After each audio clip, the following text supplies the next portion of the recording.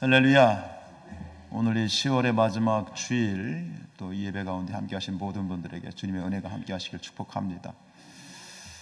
새벽 예배를 마치고 가는데 갑자기 제 아내가 우리 가족 단톡에다가 큰아이 보고 너 별일 없냐? 이렇게 물어본 거예요. 그래서 서울에 있는 큰아이한테 갑자기 생뚱맞게 웬 안부? 그래서 뭐지? 그래가지고 집에 들어갔더니 이게 사건임을 뉴스가 보이더라고요. 지금 몇 명이요? 149명? 밤새 몇 시간 만에 이루어진 참극이죠. 할로윈이라고 하는 게 이게 귀신 잔치거든요. 이게 왜 우리나라에서 이렇게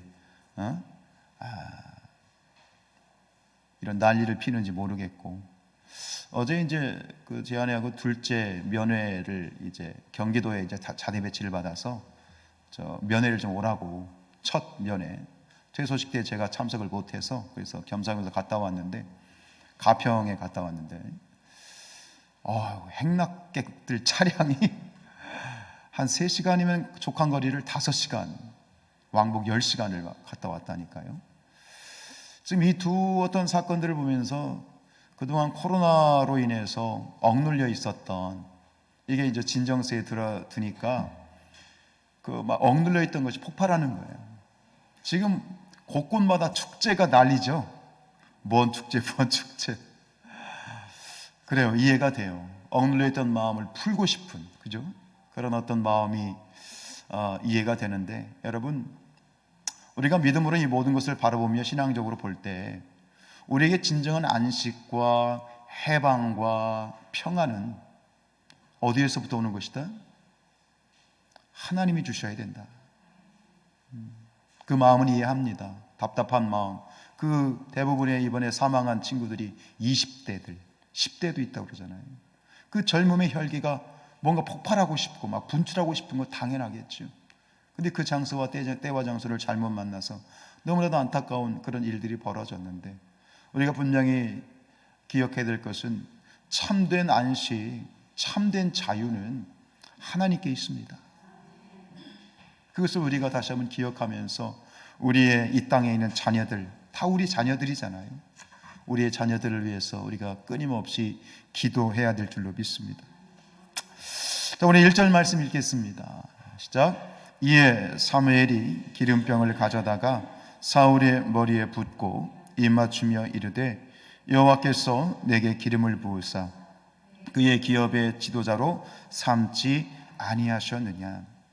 지난주에 말씀드렸던 것처럼 하나님께서는 사울을 이스라엘 통일왕국의 초대 왕으로 선택을 하셨고, 그리고 그렇게 하나님의 일을 위해서 하나님의 대리자로서 선택받은 사람들에게는 기름을 붓습니다. 기름 부음, anointing, 기름 부음을 이제 그들이 받게 되어지는데, 그런데 사울의 입장에서 한번 생각해 보세요. 어느 날 갑자기 생뚱맞게 너는 앞으로 이스라엘의 왕이 될 거야, 이 소식을 들었다면 사실 굉장히 당황스러운 그런 일이잖아요. 이게 뭔 귀신 씨나라까 먹는 소리인가? 이게 꿈인가 생시인가? 그럴 수 있어요. 하나님은 굉장히 섬세하신 분입니다. 하나님은 굉장히 우격다짐으로 너 이렇게 해! 라고 하시는 분이 아니라, 하나님 모세에도 그랬잖아요. 너 가서 이스라엘 민족을 구출해 했을 때 모세가 당황스러워 하잖아요. 그래서 계속 증거를 보여주시고 다독거려 주시고 하게 하시잖아요. 오늘 이 사울도 저는 마찬가지라고 생각합니다. 네가 이스라엘의 왕이 될 거야. 굉장히 충격적인 소식이에요. 그래서 하나님께서는 그 사울의 마음을 돌이켜서 사울이 하나님의 그러한 말씀 가운데 확신을 가질 수 있도록 한 가지 조치를 하시죠. 2절에서 이후에 6절, 7절이 이어지는 말씀 속에서 하나님께서는 사울에게 징조를 보여주십니다. 증거를 보여주시죠. 몇 가지? 3가지의 그러한 징조를 예언하셔요. 네가 오늘 하루입니다. 오늘 이러한 일을 네가 만날 거야. 그럼 그걸 통해서 내가 말하는 것이 확실하다는 것을 네가 확신을 가졌으면 좋겠어 라고 그렇게 말씀하시는데, 성경에서는 특별히 3이라는 숫자가 굉장히 중요합니다. 삼위일체 하나님, 그죠? 3은 완전수예요. 완벽함을 의미합니다. 하나님의 말씀과 하나님의 이 부르심이 완벽하다라고 하는 것, 분명하다라고 하는 의미를 3번이라고 하는 숫자에 담고 있지요. 우리 7절 말씀 읽습니다. 시작. 이 징조가 내게 임하거든 너는 기회를 따라 행하라. 하나님이 너와 함께 하시느니라.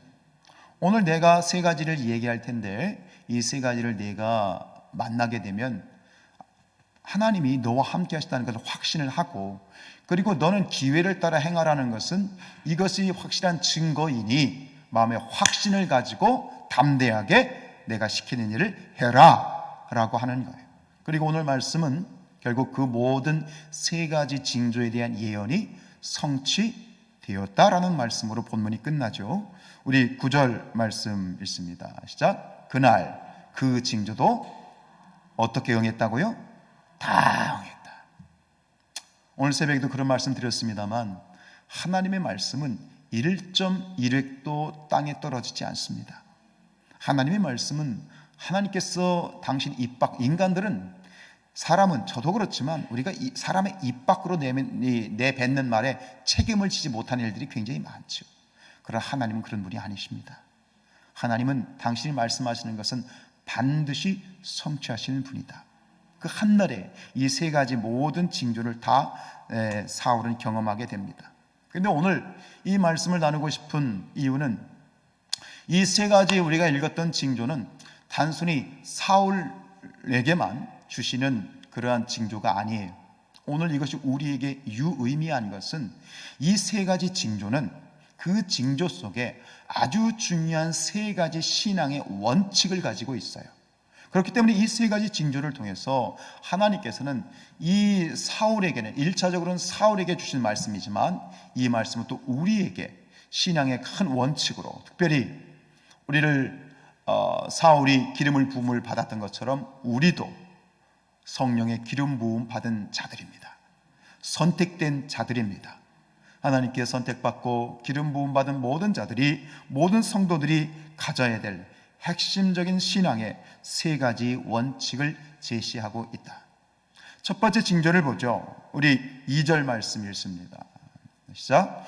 내가 오늘 나를 떠나다가 베냐민 경계 셀사에 있는 라헬의 묘실 곁에서 2 사람을 만나리니 그들이 내게 이르기를 내가 찾으러 갔던 암나귀들을 찾은지라. 내 아버지가 암나귀들의 염려는 놓았으나 너희로 말미암아 걱정하여 이르되 내 아들을 위하여 어찌하리요 하더라 할 것이요. 지금 이 첫 번째 징조를 통해서 하나님께서 말씀하시는, 우리에게 주시는 교훈은 뭐냐면, 모든 일들 가운데 인간의 걸음을 인도하시는 분은 오직 하나님이시다. 하나님께서 우리의 모든 걸음을 인도하시는 것이다. 이것은 무슨 얘기일까요?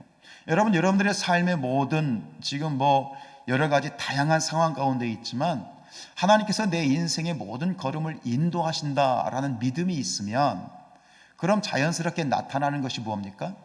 내 안에 뭐가 사라지는 거예요? 걱정과 염려와 근심을 자꾸 내려놓게 되는 거죠. 내 힘으로 아무리 애쓰고 노력한다고 되는 게 아니잖아요.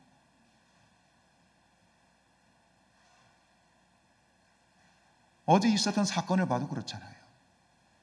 거기 즐겁게 놀러 간 거지 죽으러 간 거 아니잖아요.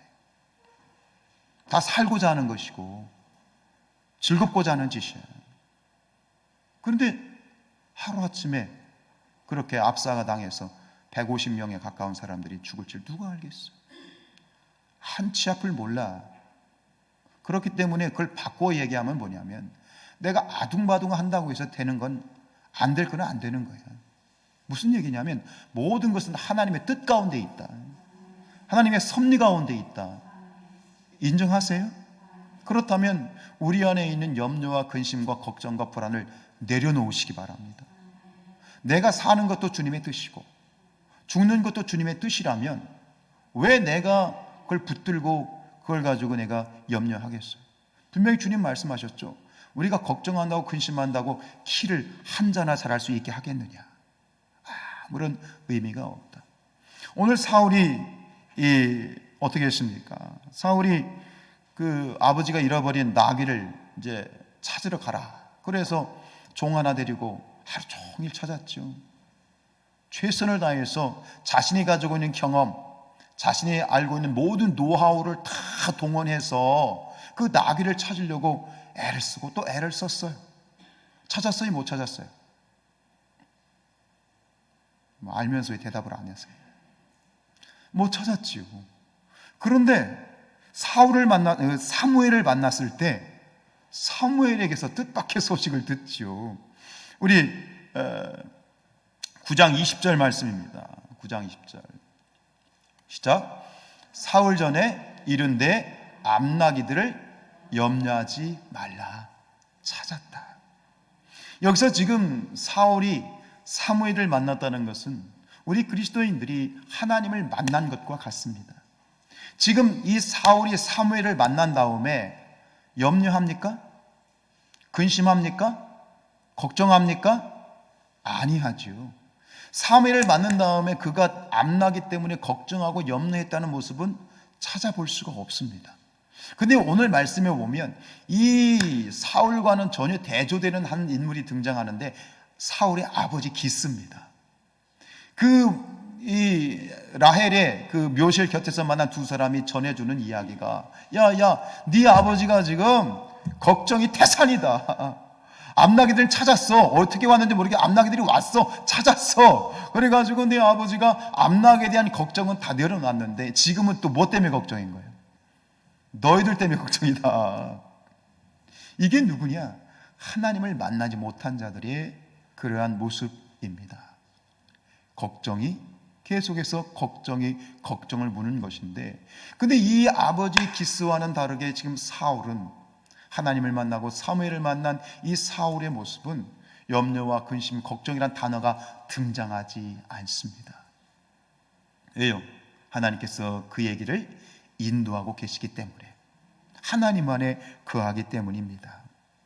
여러분, 하나님께서는 우리 모든 걸음을 인도해 주시는 분이고, 이를 믿는 자들은 모든 일을 주관하시는 하나님께 다 내어 맡겨드려야 된다. 지금 여러분들이 아직도 붙들고 있는 근심과 걱정이 있으세요? 하나님께 내어 맡기시기 바랍니다. 말은 쉽죠, 그죠? 쉬운 일은 아닙니다. 노력하셔야 돼요. 하나님께 내어 맡겨드립니다. 저는 요즘 기도하면서 한 가지 하나님 앞에 감사의 제목을 쓰면서도 그렇더라고요. 감사의 제목을 쓰면서 또 하나님께 기도하면서 어떤 문제를 이렇게 상황을 접하고 난 다음에 바뀌는 건 뭐냐면, 하나님, 전 모르겠습니다. 하나님의 뜻이 있는 줄로 믿습니다. 하나님께 내어 맡겨드립니다. 내가 그거 가지고 걱정한다고 일이 해결된다면 몇 날 며칠이고 싸매고 걱정하겠죠. 근데 저는 믿습니다.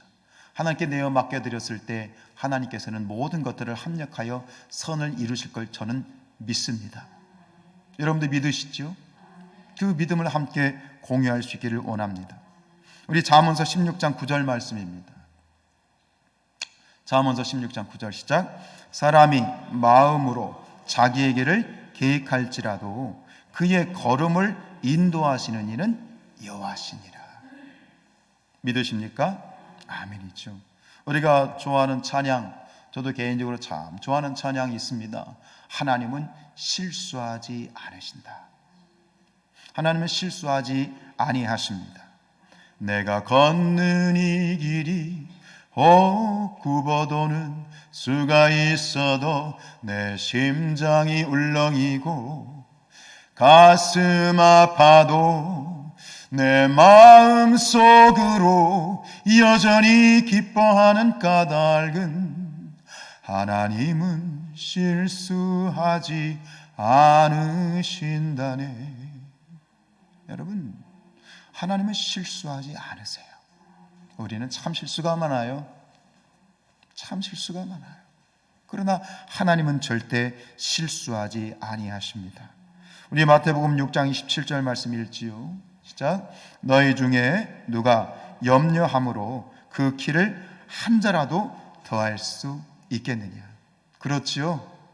그렇다면 염려는요, 아무 쓸데가 없지요. 백해무익하죠. 오히려 근심은 내 뼈를 상하게 하지요. 그런데 왜 아직도 염려를 붙들고 계십니까? 내려놓으십시다.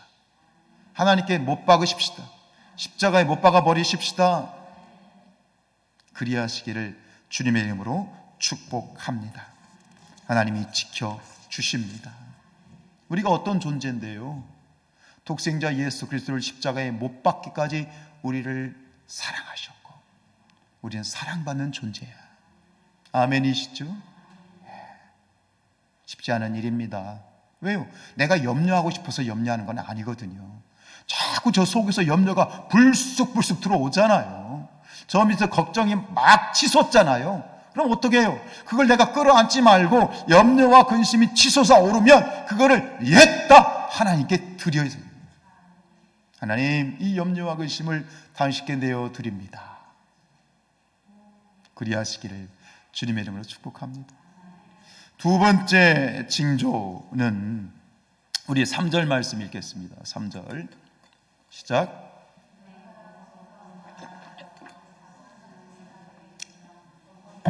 하나님을 배우려고 베델로 올라가는 세 사람을 만나리니 한 사람은 염소 새끼 셋을 이끌었고 한 사람은 떡 세 덩이를 가졌고 한 사람은 포도주 한 가죽 부대를 가진지라. 라헬의 묘시를 해서 만난 두 사람을 지나서 두 번째는 세 사람을 만날 것이다. 이 다볼 상수리 나무 곁이라고 했는데 이것은 어떤 그 사람들이 이 시대에 그 시대를 살던 그곳에는 굉장히 유명한 아마 장소였을 겁니다. 그곳에서 세 사람을 만나게 될 텐데 그 세 사람이 이제 너희 그 세 사람을 만나게 될 것이고 또 그것을 그 중에 한 사람이 떡을 가진 사람이 너에게 떡을 줄 것이다. 그리고 그 예언대로 그대로 되었죠. 여기서 이 다볼 상수리 나무 곁에서 만난 이 세 사람은 그 세 사람은 이렇게 표현하고 있어요. 하나님을 배우려고 베델로 올라간다 그랬어요. 하나님을 배우려고 베델로 올라간다. 베델은 어떤 곳입니까? 예, 아브라함 그리고 야곱이 제단을 쌓은 곳이고, 그리고 이 사무엘 시대에도 많은 사람들이 그 베델에 가서 예배하는 그런 장소였어요. 여기서 배우러 갔다, 벤다라는 표현은 뭐냐면 예배하러 갔다는 얘기입니다. 그리고 이 사람들이 그 당시에 예배는 뭐예요? 제사였잖아요. 그리고 제사를 갈 때는 뭘 가지고 와요? 제물을 가지고 갔잖아요. 이 사람들 세 사람이 가지고 있는 그것이, 그 내용이 바로 제물입니다. 염소와 또 뭐요? 떡과 포도주. 이게 당시에 드렸던 희생 제물의 종류거든요. 이를 통해서도 이 세 사람이 지금 하나님께 베델로 예배하러 올라가고 있구나라는 것을 분명히 우리가 이게 확인할 수 있는데, 이 세 사람 중에 떡을 가진 사람이 사울에게 떡 두 덩이를 주는 장면이 나오죠. 4절 말씀입니다. 시작. 그들이 내게 문안하고 떡 두 덩이를 주겠고 너는 그의 손에 받으리라. 여기서 문안하는 건 서로 평안을 빌었다는 거예요. 뭐라고 평안을 빌었을까요? 뭐라고 인사했을까요? 우리가 잘 아는 말로 이 사람들은 서로 문안했습니다. 무슨 말일까요? 샬롬입니다. 여러분들에게 주님의 평안이 함께 하시길 축복합니다. 샬롬입니다. 샬롬 인사를 하고 우리 떡 두 덩이를 주었는데, 이처럼 문안을 하고 처음 만난 사람인데 그들이 갑자기 이 사울에게 떡 두 덩이를 준 이 행위가 의미하는 게 무엇일까요? 이것은 결국 이들의 모습은 사울을 왕으로 접대하는 것이고 경의를 표하는 겁니다. 이를 통해서 사울은 낯선 사람을 만났는데 그들이 갑자기 자기에게 문안을 하고 그리고 떡 두 덩이를 줬다는 것은 하나님의 이 예언을 통해서 두 번째로 하나님 말씀이 맞구나, 내가 이 이스라엘의 왕으로 선택된 것이 맞구나라고 하는 확신을 주는 그런 행동이겠지요. 그러나 여기서 그 1차적인 어떤 표면적인 이유를 넘어서 더 중요한 우리가 주목해야 될 부분은 뭐냐면, 이 사람들이 지금 무엇하러 올라가는 사람들이었다고요? 예배하러 올라가는 사람들이었다라는 부분에 있어서 하나님께서 주시는 중요한 교훈이 있습니다. 하나님을 예배하러 베들로 올라가는 세 사람, 이 사람들은 결국 세 명의 예배자였던 것이죠. 사울이 왕으로 선택을 받았습니다. 왕입니다. 아주 중요한 인물입니다. 중요한 직책입니다. 그러나 그 일이 아무리 중요하고 아무리 큰 일이라 할지라도 그 어떤 일, 어떤 것보다 중요한 것은 하나님 앞에서 가장 먼저 예배하는 자로 서야 된다. 하나님이 찾으시는 사람은 어떤 큰 일을 하고 위대한 일을 하는 사람 중요하지만, 가장 먼저 우선적으로 하나님이 원하시는 사람은 예배자를 하나님이 원하시고 그 예배를 원하신다라는 거예요. 오늘 우리 참 5천 만에 가을 야외 예배를 봄에 야외 예배를 하고 이 가을에 오늘 명랑 운동회를 합니다. 그런 생각도 들었어요. 그냥 저도 그렇잖아요. 명랑 운동회 가서 그냥 명랑 운동회 가서 도솔체육관 가서 그냥 예배합니다 그러면 되잖아요. 그런데 왜 굳이 이 일부 예배를 만들어서, 솔직히 저한테 힘들죠. 약간 신경 써야 되는 부분들이 있으니까. 그래서 중요한 건 뭐예요?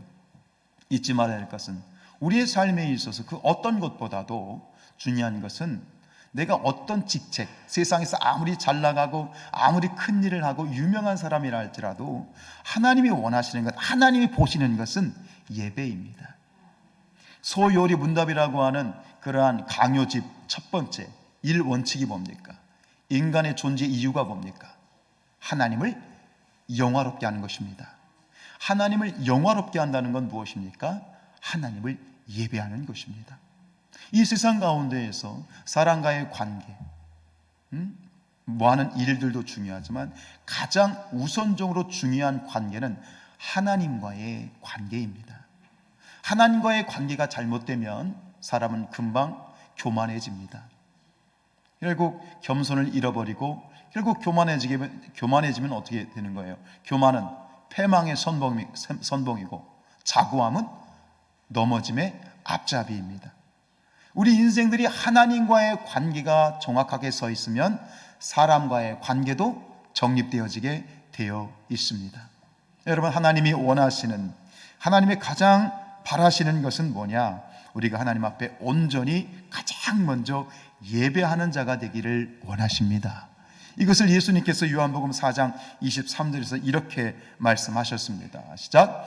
아버지께서 참되게 예배하는 자들은 영과 진리로 예배할 때가 오나니 곧 이때라.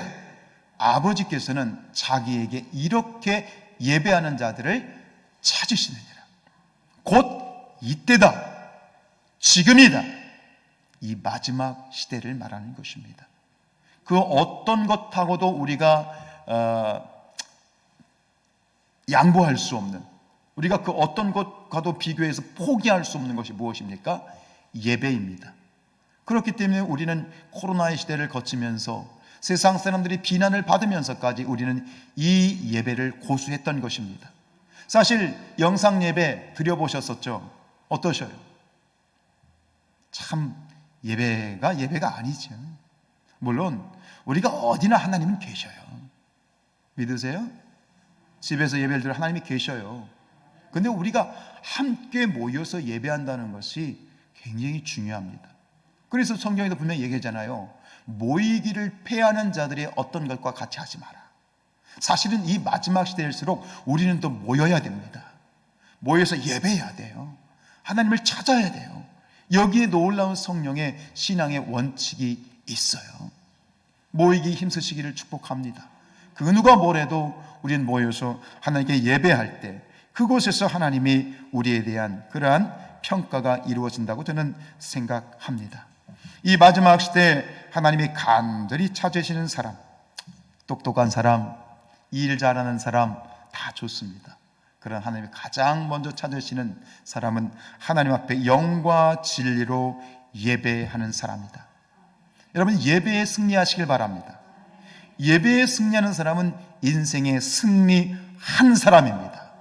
한 번의 예배가 평생이 아니라 한 번의 예배가 영혼을 좌우할 수 있습니다.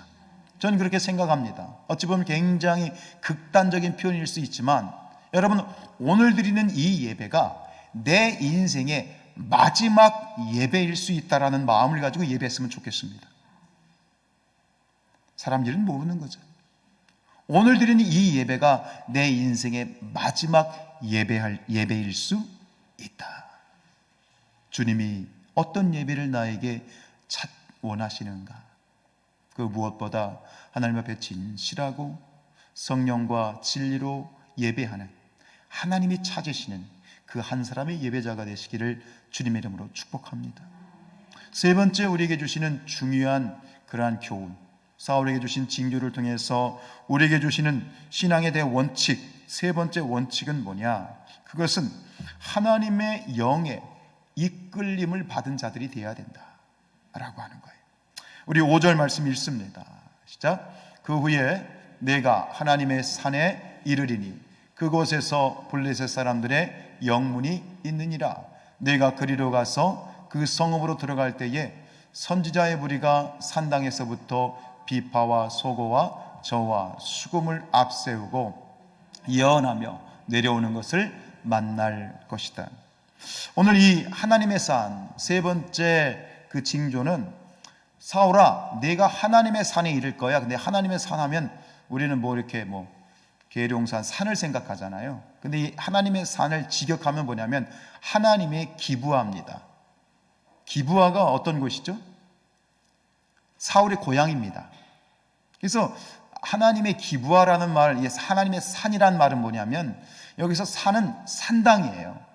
실로의 성막이 블레셋에서 파괴된 다음에 이스라엘 백성들은 자기가 사는 그 마을 혹은 이 근처에 산당, 임시 예배처, 산당을 세워놓고 예배를 했거든요. 사울의 고향인 기브아에도 산당이 있었던 것 같습니다. 그러니까 이 말이에요. 사울아 내가 기브아에 있는 산당에 이르거든, 이 말입니다. 네 고향 기브아에 도착해서 그 기브아에서 너를 예배하는 곳이 있지, 그 예배하는 곳에 이르면 내가 이런 일이 있을 것이야 라는 거예요. 그래서 하나님의 산은 다른 말로 말하면 기브아의 산당입니다. 우리 식으로 표현하면 우리 정림동에 있는 예배당, 성산교회 이런 표현이 될 수 있겠습니다. 그런데 그곳에서 내가 이번에는 무리를 만날 것이다. 두 사람도 아니고 세 사람도 아니고 떼거지로 무리를 만날 것이다. 근데 그 무리가 어떤 사람들이에요? 선지자의 무리 그랬죠. 근데 이 선지자의 무리는 수많은 선지자라기보다는 선지자의 후보생들, 선지자 밑에서 공부를 하는 그런 이 선지자 생도들을 의미합니다. 그 생도들을 만날 때에 내가 주의 하나님의 영이 내게 임할 것이고 내가 새 사람으로 거듭날 것이다 라는 그런 예언을 하십니다. 6절 말씀입니다. 시작. 내게는 여호와의 영이 크게 임하리니 너도 그들과 함께 예언을 하고 변하여 새 사람이 되리라. 이 은혜가 우리 모두에게 있어지기를 축복합니다. 다윗에게도 그랬고, 그리고 삼손에게도 그랬고, 그리고 오순절 마가 요한의 다락방에도 그랬고, 여러분에게도 그랬고, 저에게도 그랬고, 모든 우리가 부르심의 시작에는 뭐가 있었어요? 하나님의 영이 임했어요. 성막의 시작은 불이었고, 성전의 시작도 불이었고, 교회의 시작도 불이었어요. 그 불은 하나님의 영이다. 삼손에게 하나님의 영이 임하였을 때 나귀 턱뼈 하나로 이 블레셋 1000명을 죽였고, 이 다윗에게 하나님의 영이 임하였을 때 3m가 되는 골리앗을 쳐 죽였고, 교회에 성령이 임하여서 오늘 우리가 세상 가운데에서 이 믿음의 길을 지키고 승리하여 가고 있는 줄로 믿습니다. 마찬가지로 앞으로 이 교회는 우리 모든 성도들은 세상 가운데에서 승리할 수 있는 비밀은 누구에게 있다? 성령에게 있다. 하나님의 영이 붙들어 주셔야 되고 하나님의 영이 우리에게 능력을 주셔야 되는 것이다. 할렐루야. 우리 스가랴서 4장 6절 시작. 내게는 이는 힘으로 되지 아니하며 능력으로 되지 아니하고 오직 나의 영으로 되느니라. 다 아시는 내용이죠.